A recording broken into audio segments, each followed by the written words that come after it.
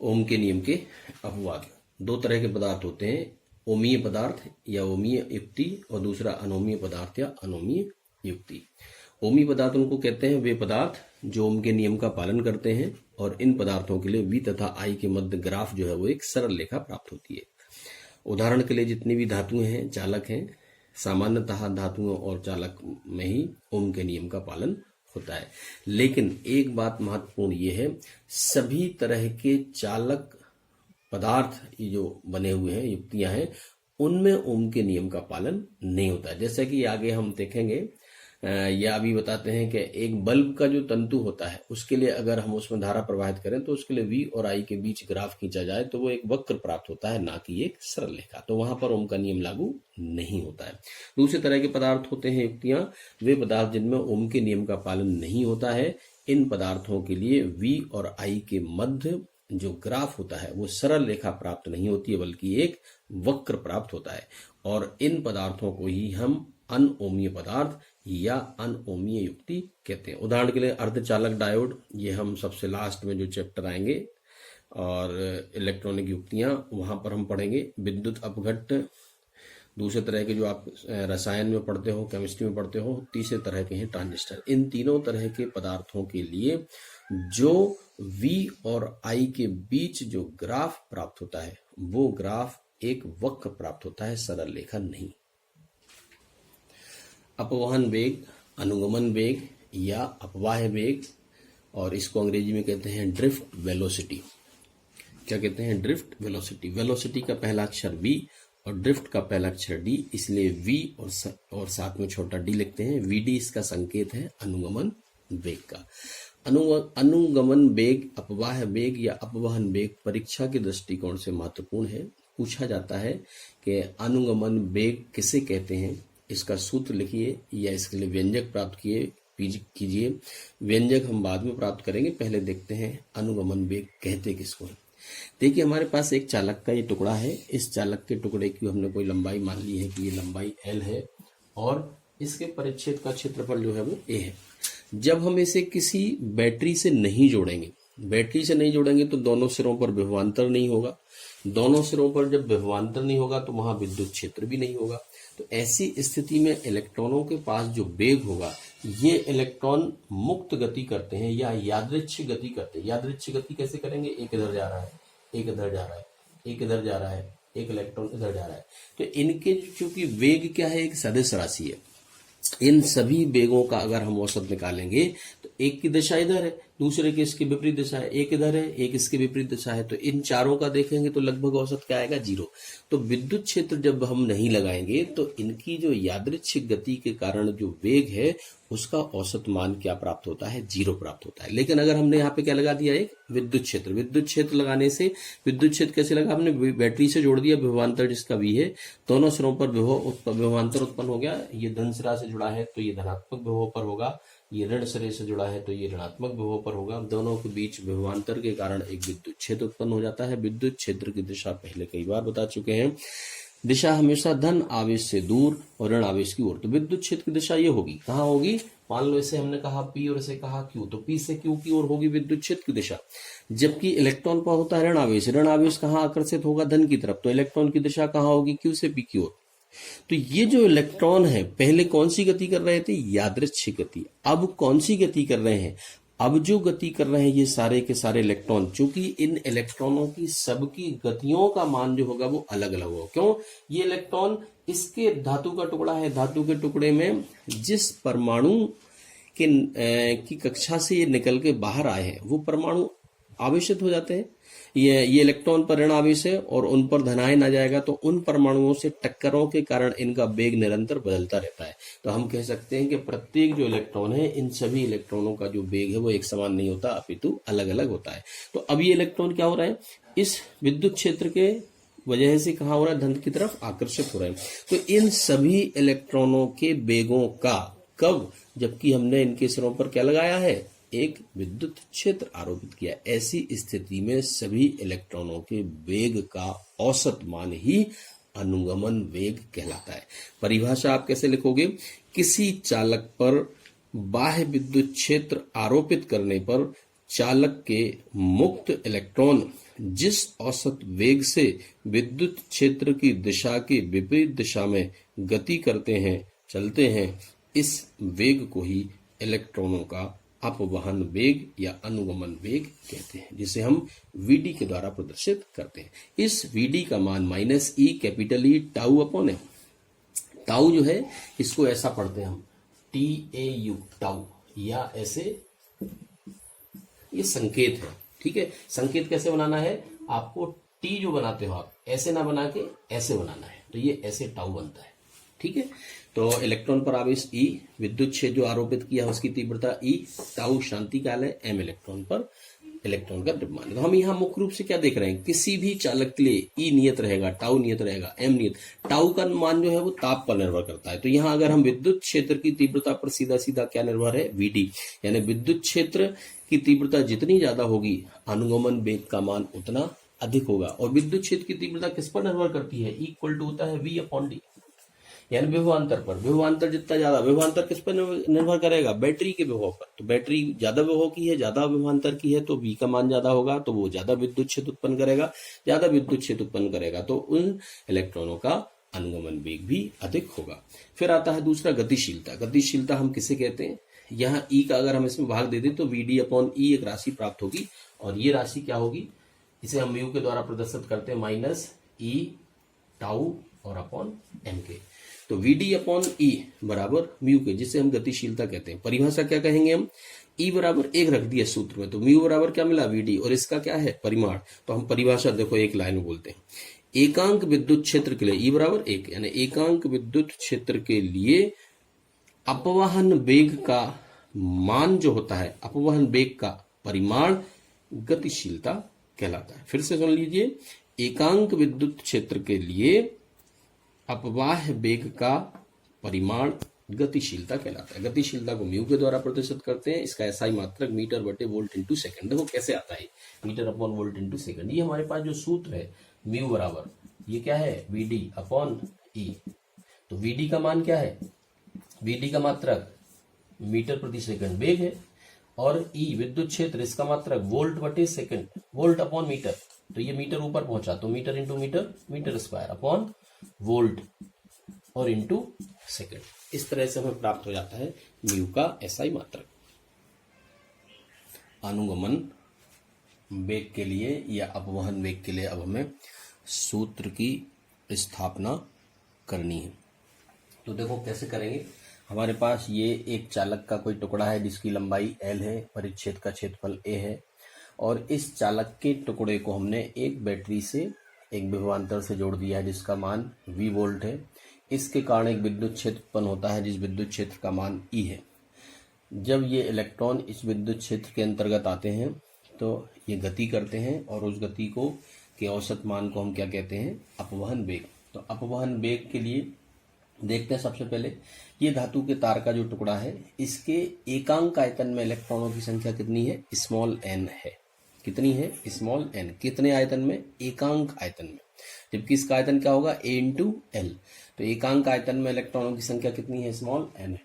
अब विद्युत क्षेत्र के कारण में क्या आ गया, गति आएगी, यानी त्वरण भी होगा इनमें। पहले वेग अलग था, अब वेग अलग है, तो वेग परिवर्तन के कारण त्वरण उत्पन्न हुआ। उस त्वरण का मान क्या है, A बराबर माइनस ई अपॉन एम। अगर आप डायरेक्ट याद रख सकते हैं तो ठीक है, और नहीं याद रख सकते तो देखें ये कैसे आया। चूंकि इलेक्ट्रॉन विद्युत क्षेत्र में है, विद्युत क्षेत्र में जो बल लगता है कूलाम के नियम से वो होता है F बराबर Q इंटू ई। क्यू क्या है, आवेश का मान है, और ई विद्युत क्षेत्र की तीव्रता है। बल लगने वाला बल क्या है, F है। तो बल का अनुभव करते हैं। इस Q की जगह क्या आ गया, इलेक्ट्रॉन का आवेश माइनस ई, तो F बराबर माइनस ई इंटू ई।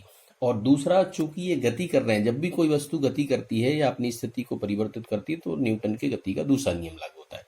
और दूसरा नियम क्या कहता है, F बराबर m इंटू बल बराबर द्रव्यमान इंटू त्वरण। तो ये भी बल का मान है, ये भी बल का मान है, दोनों लेफ्ट साइड बराबर है, तो राइट हैंड साइड भी इनके बराबर होंगे। तो क्या आ जाएगा, एम ए बराबर माइनस ई, एम ए बराबर माइनस ई, m का भाग हो जाएगा, तो a बराबर minus e capital E upon m. ये त्वरण का सूत्र इस तरह से प्राप्त होता है, जो हमने यहाँ डायरेक्ट लिख दिया है। आप परीक्षा में चाहो इस तरह से भी लिख सकते हो, अगर नहीं लिखना है तो आप डायरेक्ट भी लिख सकते हो।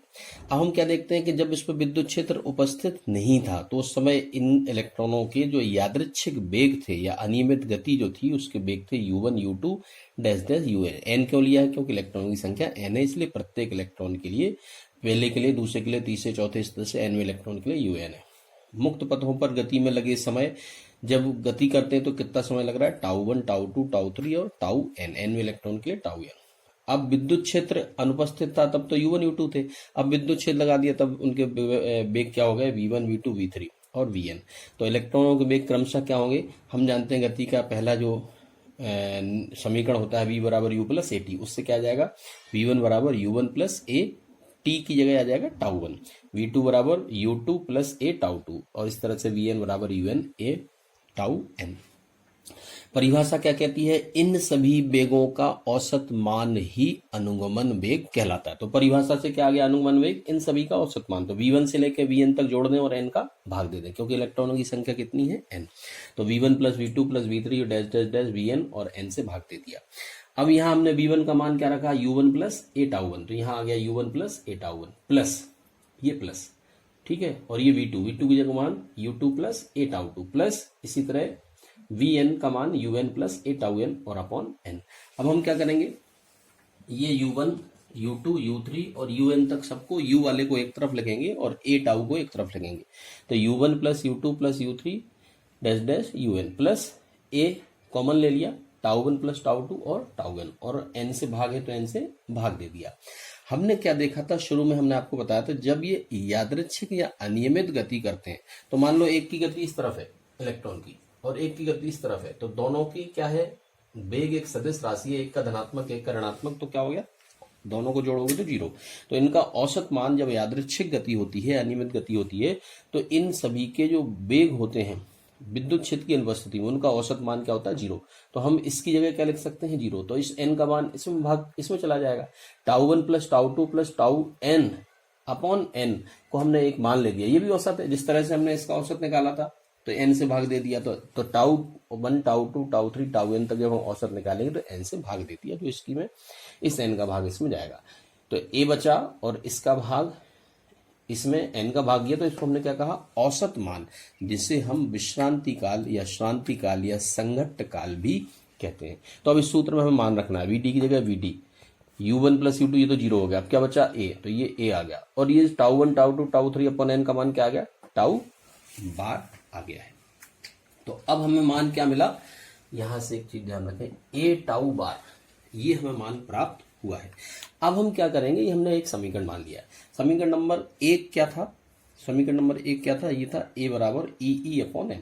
तो हम a का मान रख देंगे, ये वाला मान यहाँ पे। तो vd बराबर क्या मिला? माइनस ई अपॉन एम, और ये क्या है? टाउ बार, और ये विद्युत क्षेत्र पे ये सदिश राशि है ये। तो हम यहाँ क्या देख रहे हैं कि अनुगमन वेग का अंतिम जो मान है वो यही प्राप्त होता है जो शुरू में हमने परिभाषा में बताया था, minus e capital e tau upon M.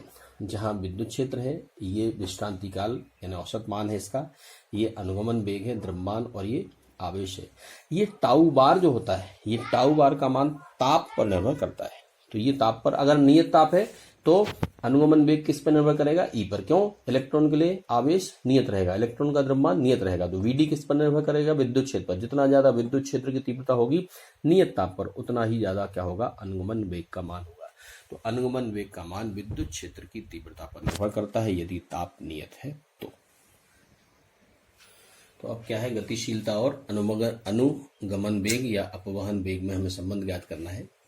हम क्या जानते हैं कि ये जो सूत्र था, सूत्र क्या था? vd बराबर माइनस ई टाउ बार और अपॉन एम। इसमें अगर हम क्या देखें, टाउ बार का मान नियत हो, ई का मान नियत हो, एम का मान नियत हो, तो सारी राशियां मिलकर एक नियतांक बन जाएंगी। तो क्या हो जाएगा? vd, और एक आ गया नियतांक, और साथ में क्या आ गया? ई। तो हम कह सकते हैं कि ये नियतांक, इसी नियतांक को हम क्या कहते हैं? गतिशीलता कहते हैं। तो हम क्या बताना चाह रहे हैं कि ई, एम और टाउ, टाउ कब नियत रहेगा? जब ताप नियत रहेगा। तो स्मॉल ई आवेश, इलेक्ट्रॉन पर द्रव्यमान, इलेक्ट्रॉन का द्रव्यमान, और ताप अगर नियत है तो vd का मान विद्युत क्षेत्र की तीव्रता के समानुपाती होता है। तो vd समानुपाती ई। Vd बराबर समानुपाती का चिन्ह हटा एक नियतांक आ गया, इस नियतांक को ही हम गतिशीलता या मोबिलिटी कहते हैं। यहां से हम निकालेंगे म्यू बराबर Vd अपॉन ई, और इसको अगर हम इस सूत्र के रूप में देखें तो Vd अपॉन ई, Vd का मान रख देंगे तो ई से ई कट जाएगा आगे जाके, तो ये मान हमें माइनस ई टाउ ये मिल जाएगा। कैसे मिलेगा? Vd अपॉन ई, Vd का मान क्या है? Vd का मान होता है माइनस ई टाउ बार और अपॉन एम, और एक साथ पहले से ई है तो ये ई से ई कट जाएगा, तो ई टाउ अपॉन एम ये मान आ जाएगा। तो मुक्त इलेक्ट्रॉनों के लिए म्यू ई, किसके लिए है? मुक्त इलेक्ट्रॉन, इसलिए यहाँ ई लिख दिया है, Vd अपॉन ई माइनस ई अपॉन ई टाउ अपॉन एम। व्यापक रूप यानी किसी भी आवेशित कण के लिए, तो किसी भी आवेशित कण के लिए ये इलेक्ट्रॉन पर आवेश है तो यहाँ पे क्यू आ जाएगा, तो ये क्या आ गया? Q tau bar upon m, ये ए नहीं है ये क्यू है। तो ये व्यापक रूप में कहो या किसी भी आवेशित कण के लिए ये मान होता है। अगर हम ये कहें कि नियत ई है, क्या है? ई नियत है, तो ये जो सूत्र आया म्यू ई बराबर Vd अपॉन, ये जो सूत्र आया तो या ये सूत्र है, इसमें ई नियत आ गया, तो म्यू समानुपाती Vd के, तो म्यू समानुपाती Vd यानी मोबिलिटी अनुगमन वेग के समानुपाती, तो म्यू1 म्यू2 इन दोनों का अनुपात यानी दो अलग अलग धातुओं के लिए अगर हमने निकाला है तो म्यू1 अपॉन म्यू2 बराबर Vd1 अपॉन Vd2। इससे ये पता चलता है कि अगर हमने विद्युत क्षेत्र को नियत रखा है और दो अलग अलग धातुएं ली हैं, दोनों धातुओं के बीच में हमने उतना ही विद्युत क्षेत्र रखा है, तो जिस धातु के लिए अनुगमन वेग का मान ज्यादा होगा उस धातु के लिए इलेक्ट्रॉनों की या आवेशित कणों की गतिशीलता उतनी अधिक होगी। और हम ये देखते हैं कि इलेक्ट्रॉनों का जो वेग है, यादृच्छिक गति अगर कर रहे हैं तो यादृच्छिक गति के टाइम पे इलेक्ट्रॉनों का वेग ये रहता है 10⁻⁶ मीटर प्रति सेकंड, जब हमने कोई विद्युत क्षेत्र नहीं लगाया है तो। जबकि जब विद्युत क्षेत्र लगाते हैं तो जिसे हम अपवहन वेग कहते हैं उसका मान 10⁻³ मीटर प्रति सेकंड कोटि का होता है। और ये 10⁻³ मीटर प्रति सेकंड हमारे घरों में जो 220 वोल्ट की जो बिजली आती है, उस बिजली के जो तांबे के जो तार हैं उन तारों में इलेक्ट्रॉनों का अनुगमन वेग का मान लगभग या सामान्यतः 10⁻³ मीटर प्रति सेकंड कोटि का होता है। अब ये मान, इसके लिए एक क्वेश्चन है वो हम आगे डिस्कस करेंगे कि क्या कारण है कि मान इतना कम होने पर भी हम स्विच ऑन करते हैं तो बिजली चालू हो जाती थी, हम बाद में डिस्कस करेंगे। फिर आता है मुक्त पथ, एक वर्ड आया था बीच में, तो मुक्त पथ किसको कहते हैं? प्रत्येक दो क्रमागत टक्करों के बीच जो कण होता है एक सरल रेखा में गति करता है, इनके मार्ग को ही मुक्त पथ कहते हैं। तो मुक्त पथ का मतलब आपको समझ में आ गया होगा कि जब इलेक्ट्रॉन गति करता है तो उसकी रास्ते में आने वाले जो परमाणु होते हैं उन परमाणुओं से टक्कर होती है, टक्कर के बाद वो जो चलता है वो एक मार्ग पर चलता है, वो मार्ग सरल रेखा होता है, उसी मार्ग को हम मुक्त पथ कहते हैं।